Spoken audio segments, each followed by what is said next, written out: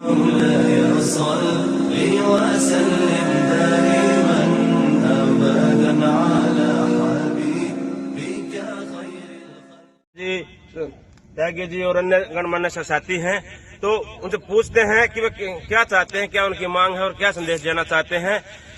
सूबेदार वीर सिंह चौहान जी, कृपया अपना संदेश भारत सरकार तक आप जो पहुंचाना चाहते हैं बोलिए। सबसे पहले मैं अपने प्यारे वतन वासियों को जय हिंद जय भारत करता हूं।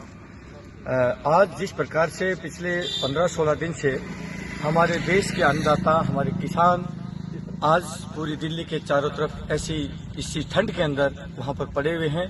कुछ जिस देश के अंदर काले कानून लाए गए हों, किसानों के अहित में जो कानून लाए गए हों, उसी को लेकर के आज पूरे देश के सैनिकों ने यहाँ पर एक जो है सभा करी है लखनऊ के अंदर।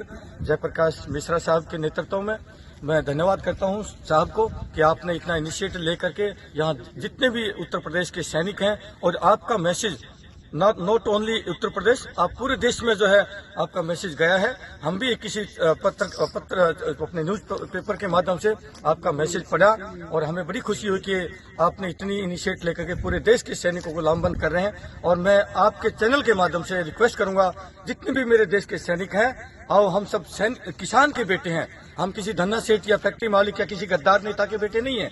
हम तो सैनिक के बेटे हैं। हम किसान के बेटे हैं। हम किसान के घर से अच्छे से संस्कार लेकर के देश की सीमाओं की हिफाजत करने जाते हैं और देश की रक्षा करते हैं, अपने प्राणों की बाजी लगाते हैं।